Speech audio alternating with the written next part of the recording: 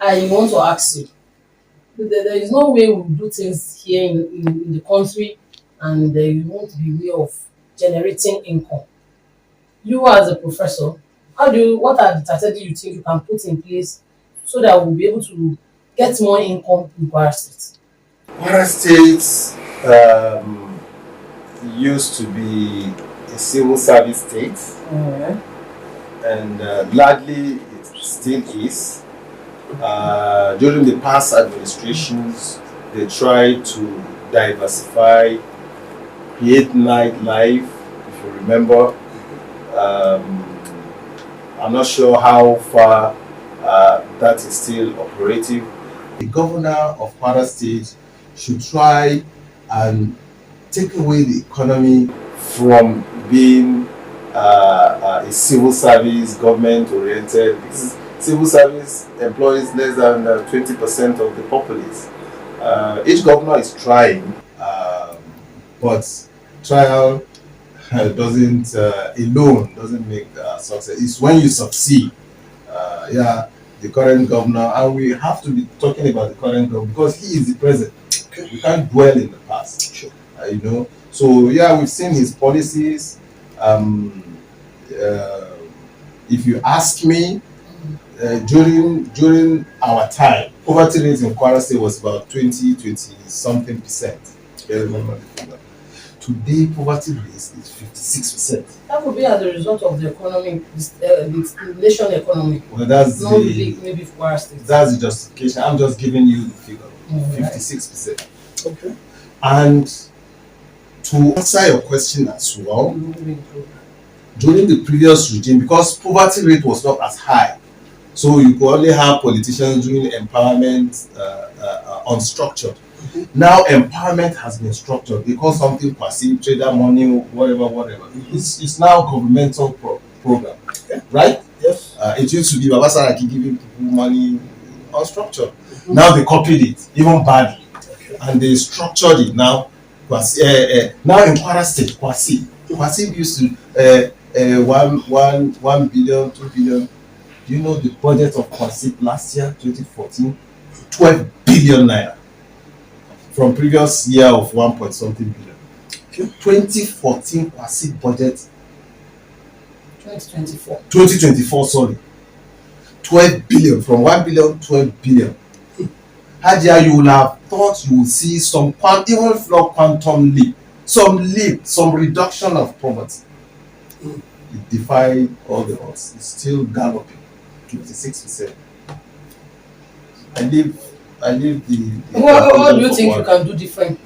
If I were the governor, Yes. What if I what had- do you think you can do differently? if I had Aliamad as a governor, Yes, sir. if I had 12 billion naira as money that I would give to people, I would decentralize it. How do you do that? I decentralized it and said, okay, 45-50% of Kwara population is in Ilorin. 6 billion will be in Ilorin. Okay. 6 billion divided all across. And I will not even give, just like Adesina said, the African chairman of the Afrik board. You don't, this trader money has been going on for years. It has not changed our fortune. Empower these people. This 12 billion can only be used as an emergency palliative measure. It cannot be a full-time governmental problem that you'll be voting 12 billion. And mark you, 12 billion this year, 2025, we don't know yet the budget. Okay. 2026, we wouldn't know. 2027, I bet you, and you will tell me, they might put 30 billion so that they will do election. We know this government. So if I were the governor, to answer your question, I will utilize that, all consultants, what do I give this individual person to make him an employer of labor, rather than I should be giving him 200 naira, 50 naira, go to the market. That's what we do. That's what I do. Give people 50,000, 10,000, just immediate, to solve his immediate. Government shouldn't be doing that. Government should liberate people from poverty. You should. But when vote 12 billion last year, and this year we're seeing our poverty rate. And mark you, it's not only Kwara State that has its poverty rates climbing up. Some are bringing theirs down. So you ask yourself, from 1 billion naira to 12 billion, and we're still seeing, we're not feeling it. We're not feeling it. Correct. Thank you very much, Prof. And just like you said, these are what you are going to do differently. At least I won't be elected as the governor of the state. But sir, I want to ask you something. When it comes to the issue of politics, can we really marry politics with the governance as well as Nigerian nation is concerned? Like, Professor, is it possible to marry politics and governance together? Or we say politics go this way, governance go the other way? No. You cannot bifurcate them. You cannot divide them. And instead of me dwelling on ifs and buts, let's go to our level where everybody understands. First, what is politics? What is government? I can't see where we are, because the government dwells on the past. Perhaps they don't have any program. If I tried it, I say, okay, help this government. And I ask you, what is their policy on education? What is their policy on economic empowerment? What is their policy on road network? Because you see them bring a road, a third road. So you ask, okay, what is the policy? You just want to understand it. The only thing I can say is the policy of this government is dwelling in the past. Dwelling in the past, see Saraki legacy, breaking. See, and I mean it. I mean this thing. I mean it. Because now when a leader, a governor, sees the past as a rival that must be conquered, then his own legacy is jaundiced. He doesn't have a legacy, because the legacy of this government will be fighting Saraki. After 4 years, 10 years, when this government is no longer there, now you are saying, what is Saraki's legacy? What is Fatai's legacy? What is Bango's legacy? What is Governor Abdurrahman Abdulrazak's legacy? Trying unsuccessfully to vanquish Saraki's legacy. That's his own legacy. That's his own legacy. So, to answer your question, governance and politics is the same. Politics is the road to governance. It's the road. Yes. Yeah. So when you now continue politicking from 2023 to 2027, because that's what you're doing, no governance. Now, as I had, the gates to government house, 2 billion. Now, because the noise was so much, you now contrive this project to go and be doing some holes that are not just to justify. But thank God, Quarants. Thank God, Quarants. Supreme God has spoken loud last week. You know the freedom of FOI that we passed and the governor refused to sign. He refused to sign. And the House of Assembly were there for 6 years. They went to court said go and pass it. They refused to pass it. Now the Supreme Court has now heard last week that you see the federal law, the Freedom of Information Act, that is federal law. States do not need to domesticate it. The federal one applies to all states. What is the implication? The implication is that my brothers in local government that we are fighting for, because we are fighting for them, to liberate them from the government. They that we are fighting for, now they will be in soup if they don't work. Because we will be bringing FOI and a lot of CSOs.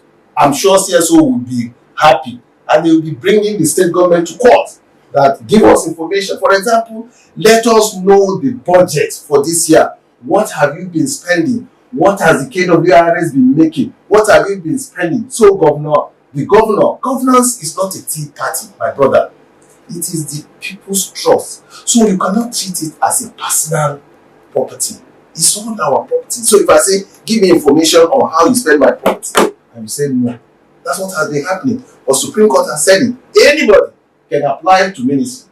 Give me information on it. If they say no, go to court. It is the court that can now compel them. Let them now refuse and say they will not give it to us. That will be contempt one. And they are governing us, they are receiving the money based on law. So if that law says give them information, what right have they to not give up? Because they are collecting our money on our behalf because of the law. And so they no longer have the right to. So it's a good day for transparency, which this government is not for. That the Freedom of Information Act has been federalized.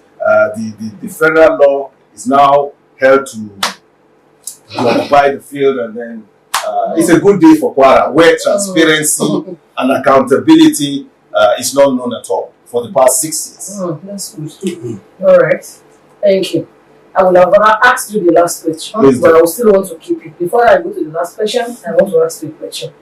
Everybody is saying, what's the issue? What's the problem of Nigeria? It's either they will tell you bad governance, bad leader, this, or everything will always go down to corruption. Now, do you have any strategy in fighting corruption in Kwara, apart from the FOIB? We all know FOIB will fight corruption to some extent. At least we will have how much have you gotten for our road and for some things. But how do you fight corruption apart from using FOIB? Fighting corruption is best fought by preventing it to the barest minimum. So that those that escape the evil eye of the government can now be prosecuted. I'm no advocate of using the criminal system to fight corruption. It doesn't work, it never works, it will never work. EFCC, all they try, have they tried corruption? How they cannot treat 1/10 of the corruption going on. So the best thing for corruption is transparency. There are rules of financial management. Follow those rules. So there is corruption technical. That's what I will do as a governor. I will focus on technical corruption. What do I mean? Financial regulation says for you to release money, there should be a voucher. For voucher, there should be this, there should be this. Even if that money is not in anybody's account, and you release money without that voucher, I'll pass on you. Without no cover missing.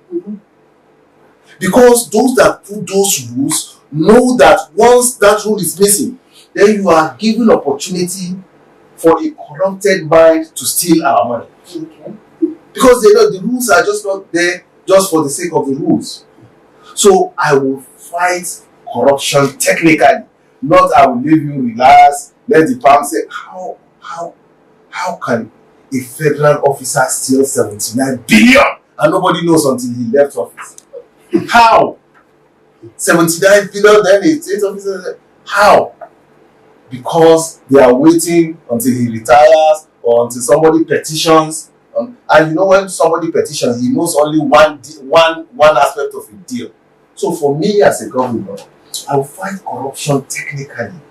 I will apply financial, and that's just one of it. I will apply financial regulation. Look at Kwara today, my brother. Anybody, I don't envy the next governor. The next governor's name should be start all over again. The next governor of Kwara State, whoever he is, start all over again. Why did I say that? Now we're talking of rules. The question, now civil service in Kwara State is dead. No rules, no regulation, no seniority, no structure. We don't have head of service. We don't have chairman civil service commission. During our time, you cannot become a pansec until you have 6 years to retire. 6 years. So that by that 6 year, you will be training. So because after you retire, you'll be collecting your money. So why should Kwara be funding you? And that's what this government is doing. Somebody wants to retire 1 month, you promote him a pansec so that he can see it. You are not even recommended to be pansec. 6 years. You have to have 6 years in service. So that you train those people coming, you train them, then they do. There is a culture. There is a culture of civil service. Now civil service is dead. Dead. So I pity the next governor coming in Kwara State. So for you to even fight corruption, it will take you 2 years to even because you now have to establish the rules. All You right. have to establish the And rules to my last question. and then do And to my whatever you last have to. question, there have been essays around, rumors around. Professor Aliama wants to be the next governor. What do you have to say about that? Oh, is that rumors? Yes, it's been Is that- rumor everywhere. Is that rumor? And when I get home, I want to tell my people, he said no, he said no, he said yes. So please tell me. Professor Ali Ahmad has put up himself to the people of Kwara State that, hey, my good people, look at what I have done. Not what I said I have done. Good. Look at my past record as a federal legislator, the best in the country. Not from Kwara State, the best in the country. Look at my record as a Kwara assembly. Look at my record in the executive. So I'm selling myself. If you will, if your own wish corresponds with mine, or to use that zeal, that experience that I have, to see if you permit me to govern Kwara State, because I have these fantastic ideas, crazy ideas that I believe if I implement them, Kwara State will not be where it is today. So I'm there, and I hope Kwara State will compare us. You know, initially you get people come, I want to be governor. So you compare those who want to be governor and say, okay, what do you have to contribute, and then make their decision. All right, all and cross. Thank you very much, Professor. Viewers at home. Thank you very much, Prof. To the listeners, to the viewers at home, Viewers at home. we are getting to the end of this session with Right Honorable Professor of Law, Ali Ahmed, who had given us a very good conversation and food for thought as far as the issue of governance at the federal and the state level is concerned. Until you come your way next edition, have a nice day and goodbye. I am Fatima Bintu Diko. Thank you very much.